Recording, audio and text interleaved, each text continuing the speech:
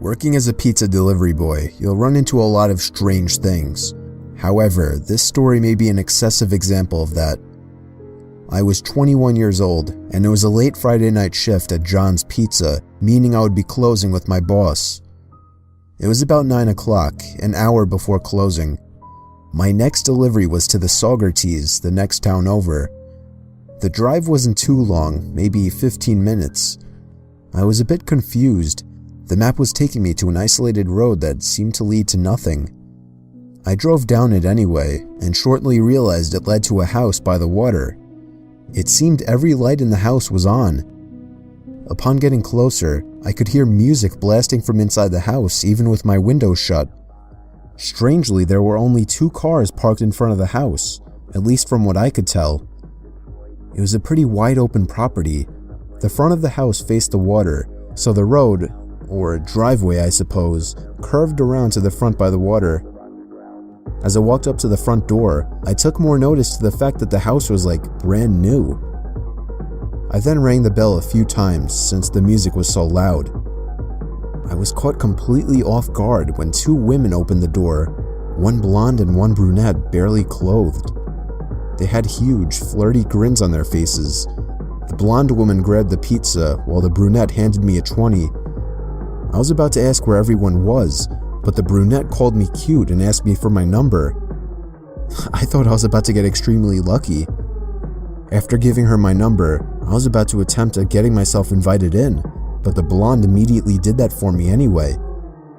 I entered the house and picked up on a rather unpleasant odor almost immediately, and there were literally no people anywhere, but I didn't care that much.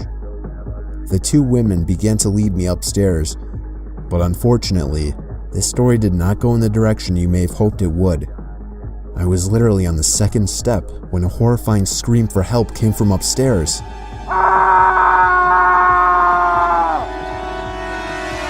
I looked up there and then at the 2 women. They were looking at each other. The blonde one very clearly mouthed the word shit to the brunette. I didn't even really piece everything together at that moment, but I still just kind of instinctively knew to run. I must have looked back like 20 times before I was able to turn around the car and drive back down the long driveway. Looking back through the mirror, I shit you not, at each and every one of the windows in the house, there were heads peering out to me as I drove away. Of course, I called the police on my way back to work and told them to check the place out. They did, and some investigator guy called me back not even an hour later, telling me whoever was there abandoned the place, and that, in fact, it was a brand new, just-built vacant house for sale. It didn't surprise me much. There was no party going on there. That same night, I got a text saying, "We know where you work." That was enough to drive me to quit that job. Since I mentioned a possible victim upstairs to the police, they came to my house to ask a series of questions about the people. I have also had my number changed since then, as I want no possible links to this incident, and I want to live with peace of mind.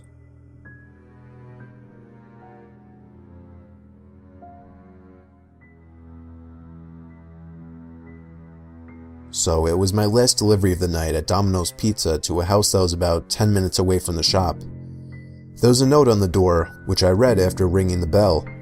It said, "To Pizza Guy, please let yourself in and leave the pizza in the upstairs bedroom. Money will be on the bed." Immediately, red flags were springing up in my head all over. I actually called my boss and told him I didn't feel safe going in there, and he actually told me it would be best to just go inside. I tried to use my charm, as people say I have, to persuade my boss, but he was hell-bent on me not bringing back that pizza. The door was unlocked, so I let myself in. It was an average-sized house with some furniture that seemed a bit aged. There was a small nightlight shaped like a candle on the wall, providing just enough light to see a bit into the living room and my way upstairs. There were no lights in any of the rooms up there, just another candle nightlight. More red flags going off in my head. I come to the end of the small hallway upstairs. There are 2 doors, one open, one shut. The open door leads into a dark room, which I had to guess was the bedroom. As you may imagine, I was shaking in my shoes, afraid for any sudden sounds or movements anywhere. I pushed the door open completely and pressed my hand against the wall looking for the light switch. Found it. I flicked it on. Nothing. The lights didn't seem to work in this room. I very slowly walked over to the center of the room until something cushiony stopped my leg. It was a bed. I placed the pizza on the bed and began to search for the money in the dark. Just then, I heard the faintest, quietest thing come from outside of the room. I lifted my head and then resumed searching even faster. I was hoping to God it was just some kind of old person living here and they were too sick or nervous or whatever to meet someone. I found the money. It felt like 2 bills. I hoped they were 10s. I put them in my pocket and left the room. I stopped outside the room and saw the door to the other room was open. I could have sworn it was shut earlier. Your pizza's on the bed. Have a great day. I myself could hear the shake in my voice. There was no kind of response. I started to lean into the dark room to maybe get a better view. Too dark. I reached my hand into the room and searched for a light switch, but something grabbed my arm with a painfully tight grip and tried pulling me into the room. I screamed and jabbed at the arm with my keys, finally breaking free and getting back to my car. Nothing chased me out, nobody followed my car. I told my boss about it, and even talked him into giving me a raise for making me go through that hell. He didn't want me to call the cops for whatever reason. It wasn't really on the top of my mind, but in hindsight, I guess it would have made sense to get the police to check that place out. Anyway, not everything was terrible. I did get my pay raised from $7.50 to $8.50.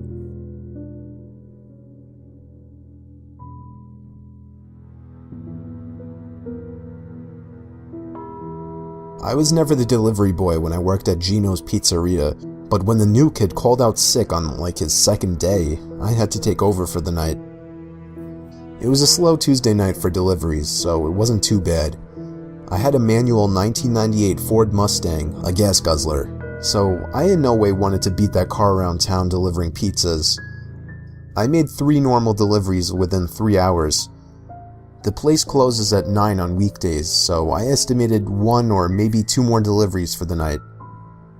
I picked up the phone to a customer who sounded like the definition of a meth head or something.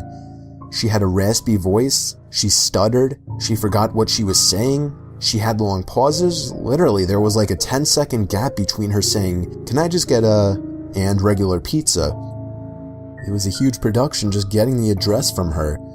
Sounded like she was asking someone in the background what the address was. Well, I was just so excited to meet these people. After she gave me the address, she hung up without me even telling her the price or how long. I told my chef, whose name was actually Mario, I know, a bit cliche, 1 regular pie. 10 minutes later, I was on my way. We live in the middle of absolute nowhere, so each delivery was a longer trip with a bigger tip. It took probably 10 minutes for me to get to the location. There was a long and dark gravel road through the woods and occasional trailer homes I had to drive through until I finally reached their home. It was a trailer home. The lights were off inside, but I could see the orange glow of a fire coming from out back, and I could hear a woman yelling at someone. When I shut the passenger side door after grabbing the pizza, I noticed the curtains to one of the windows move. Somebody was just watching me. I didn't know if I should knock on their door or go around back. It sounded like there was more than one person back there, so I decided to just go around back. I greeted them, and they spun around faster than a bullet. They were disgusting. They looked like typical trailer trash meth heads. The woman looked at, I'm guessing her husband, and asked what he's doing here. He then scolded her, saying she was the one who gave the address. They seemed to be standing close together to hide something behind them, and quite frankly, I didn't want to see what it was. I asked them if I should go around front, and then they whispered something to each other. The woman pointed at me and told me to wait there. She would go get the money. She went inside, and for the next 2 minutes, I awkwardly stood there trying not to stare at the scary-looking guy, who I knew was staring at me the whole time. Finally, the woman emerged from the house and went back next to the man. She handed the man some money and asked him to count it. She whispered something after that. I was getting very nervous now. I felt as if they were going to try and rob me or something. I wasn't stupid. The man started counting the money very slow. I mean, really slow, like 5, 10. I kept my eyes on the woman. She was looking into the woods behind me. And then she nodded her head, staring off behind me, and saw some huge guy approaching me with an axe in his hand. I flung the pizza box at him to try and slow him down, and somehow it worked. Or maybe he just didn't chase me. I got home safely. I didn't even go back to work that night. When Mario the chef texted me, I told him what happened, and all he said was, "Holy shit." That was it. I'm happy that was the only night I had to deliver. So if you live in the suburbs or city, sure, be a pizza boy. But if you live in the middle of nowhere, maybe try the supermarket instead.